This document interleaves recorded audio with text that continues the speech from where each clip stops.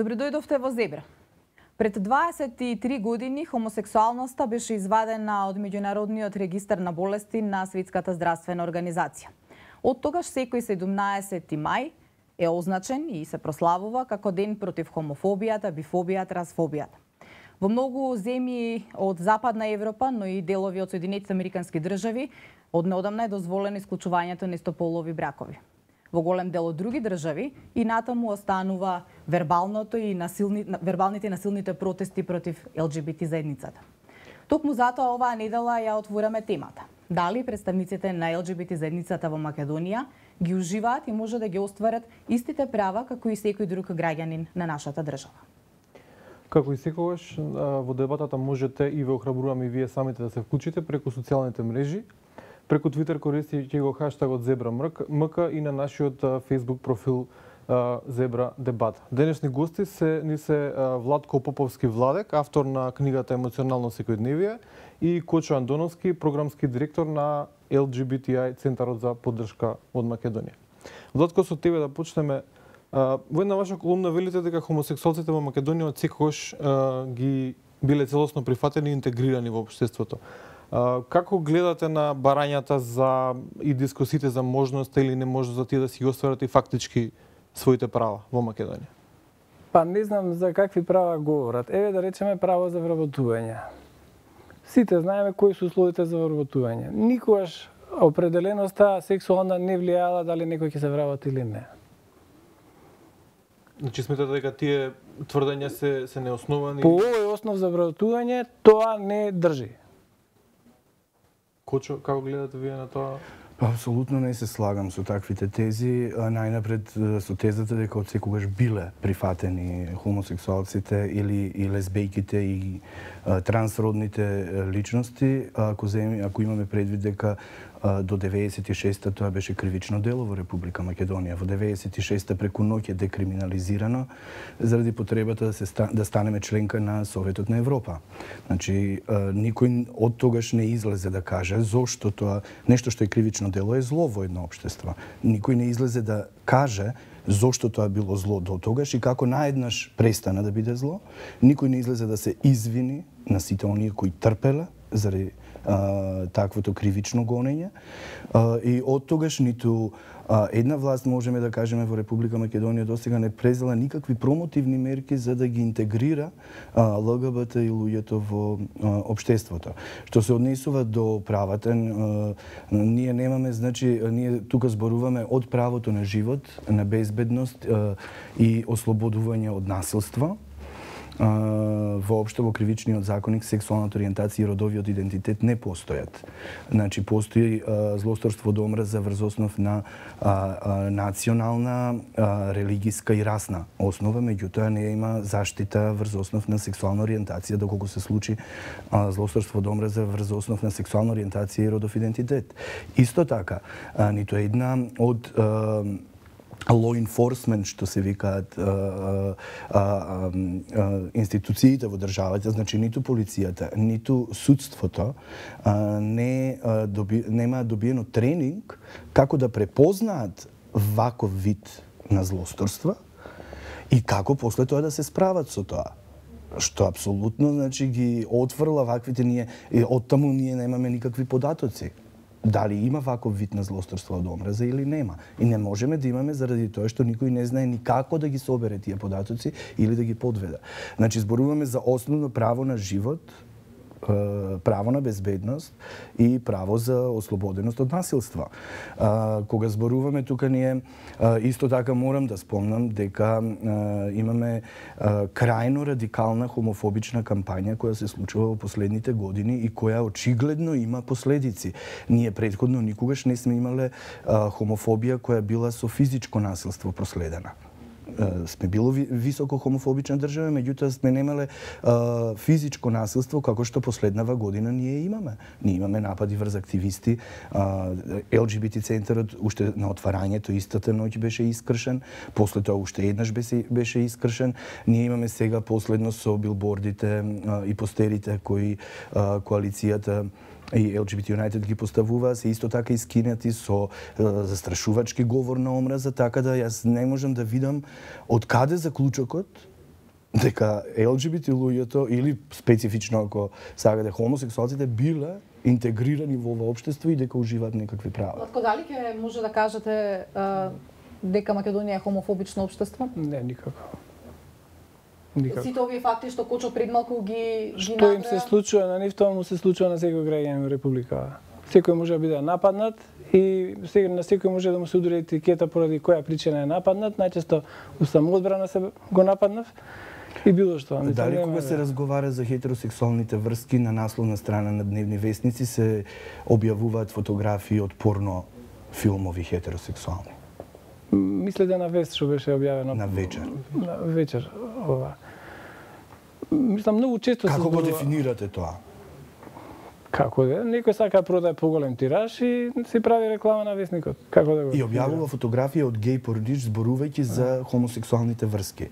Само за да го продаде тиражот поише, ништо друго не го интересира. Вие гледате на врска помеѓу две личности само како на физичка врска кои само имаат сексуален однос? Не зборувавме за објавување во вестникот. Вестникот си огледа тиражот.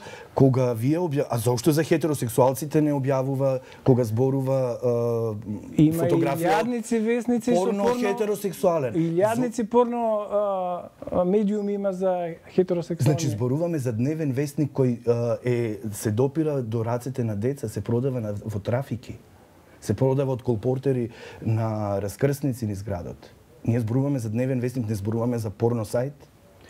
Добро, еден вестник можеби не извини се да не отсликува целата медиумска сцена, но сметате ли дека можеби погрешните информации за тоа како изгледа една хомосексуална врска или во споредба со една хетеросексуална врска води кон еве да кажам на задување на сваќањето на луѓето за правата кои што и ЛГБТ заедницата ги има во Македонија, во смисла ако порано немало физичко насилство врз нив, сега веќе тоа го има. Значи можеби се извитоперува една вистина дека ете геј заедницата бара истополови бракови во Македонија, па ќе посвојуваат деца и дека тоа е на еден вид на извртување на вистината, можеби на спинување на она што вистина го бараат. А може ли токму таа фотографија во вечер да е нарачана од ЛГБТ заедницата?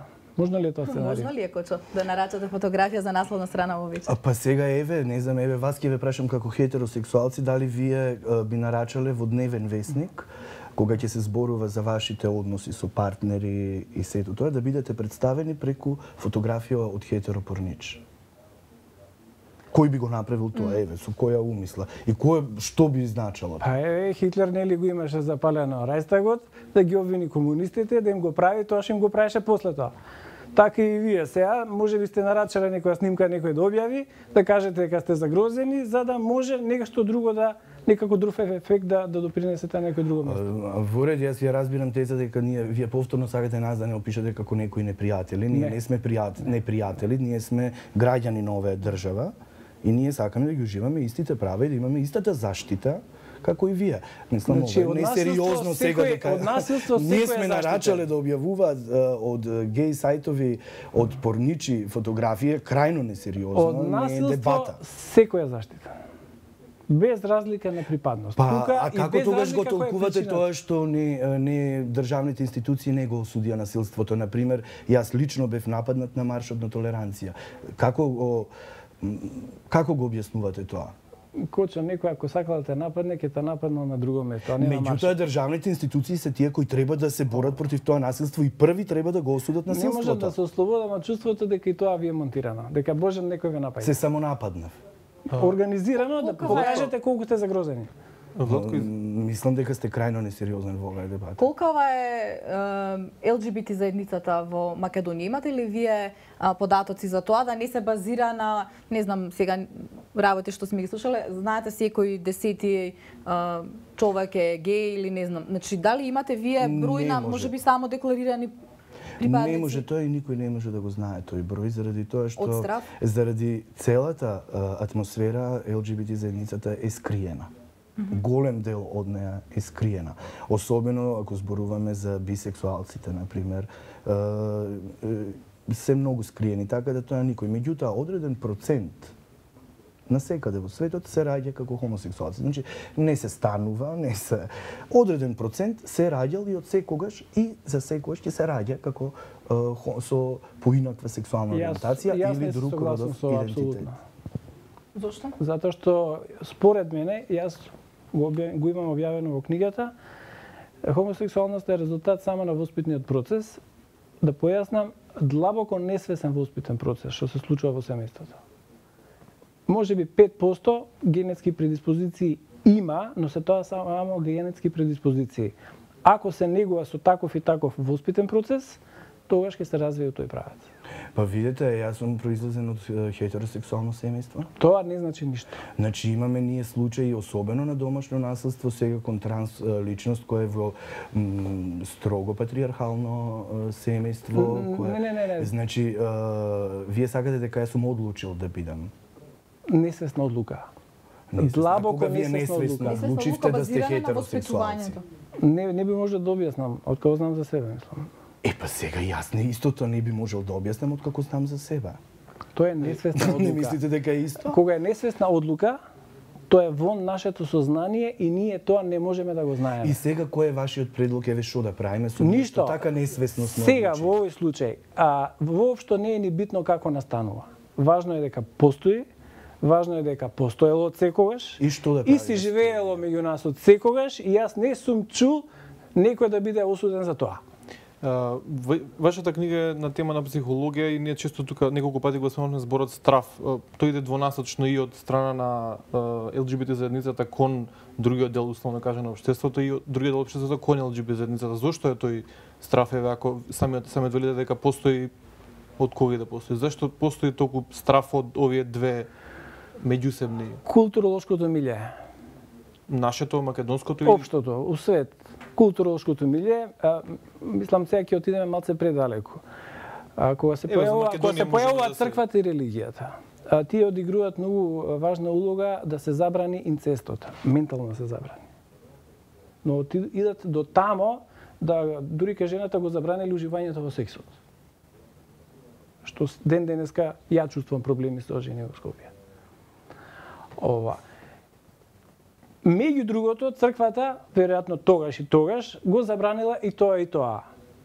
И тоа како културолошко милје, како ментална забрана, живее во нас. И се пренесува од генерација на генерација, се вика трансгенерацијски трансфер. А во Македонија да го некако од искуство е вака чиста обзервација, како мислите еве ние као општество, зашто тој страв баш е конкретно кај нас? Дали можеме да го поедноставиме некако? Ја не знам кој чувствува страв. Па еве, Кочо кажува дека од ЛГБТ заедницата чувствуваат, ние сепак постои некако вид на хомофобија, тоа е. Не, со ова парола дигање, јас сум хомосексуалец, веќе можеби малце подругачие луѓето гледаат. Ако си живееш нормално без да мафташ со парола, никој тоа не го забележува, не му дава значај на тој кој што сега со медиумов се дава значај. Чекај, извинете да ве пражам. Дали секојдневно на улица можеме да видиме маши, жена, дечко и девојка се држат за раце, се љубат, си шетаат? Дали е тоа дигање на парола, дали тоа е парадирање со сексуалност?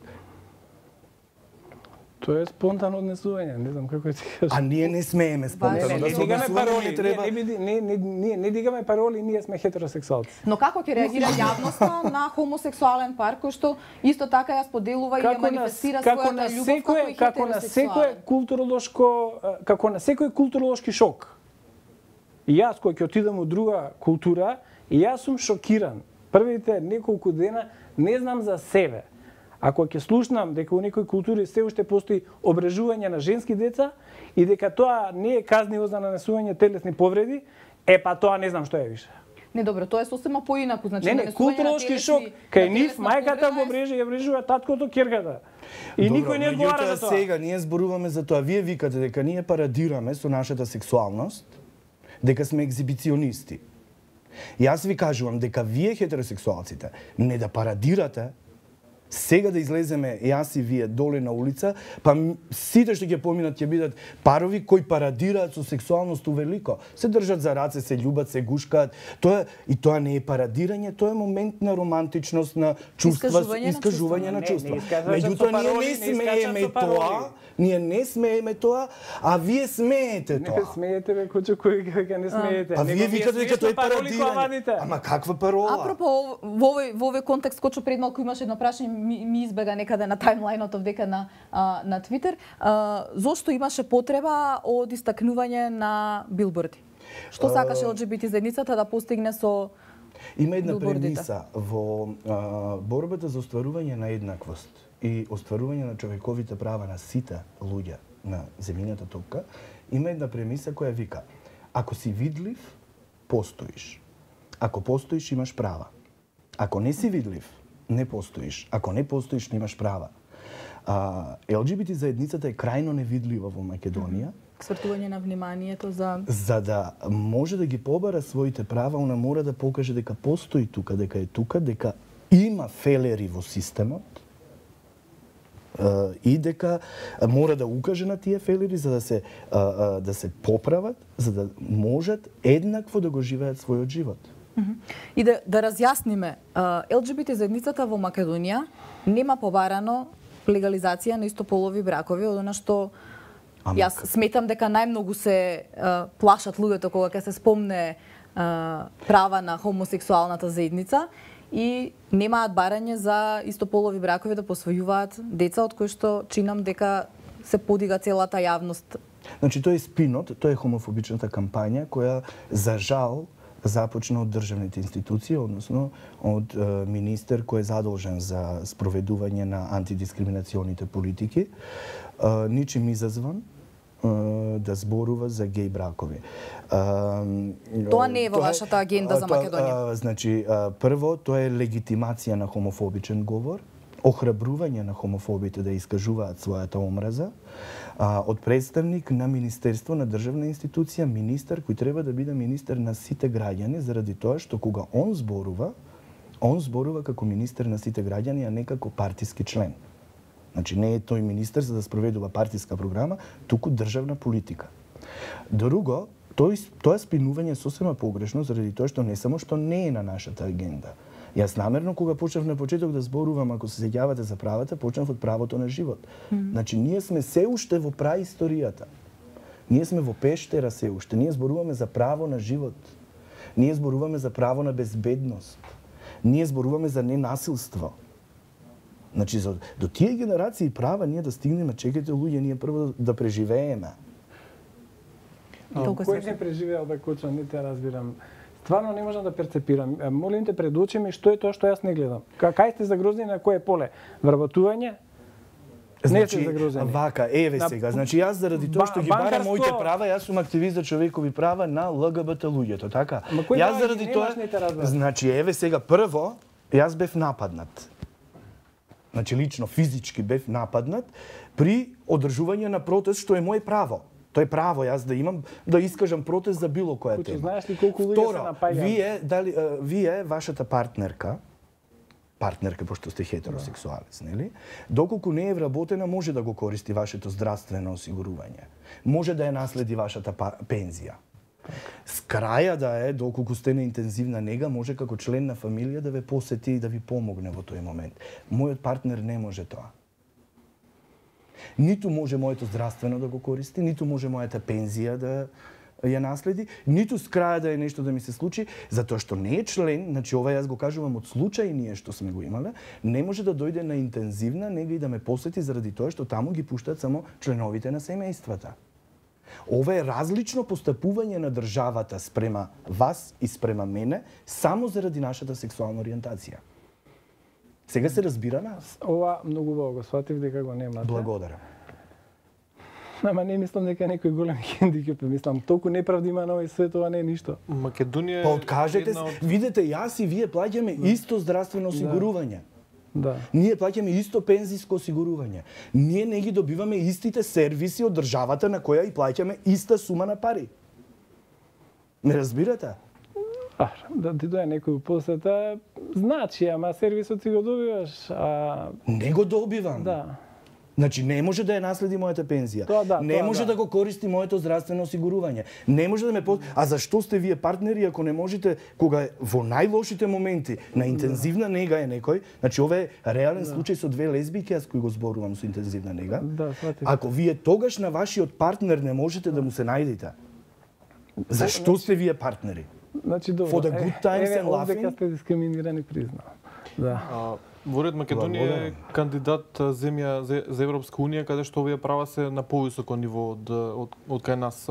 Кажете ми што мислите како ние треба да се поставиме тука, нели, пошто бидејќи сакаме да бидеме членки таму, во однос на примената на тие или борбата? Шо ќе кажа, тоа ќе направиме, мрдање нема.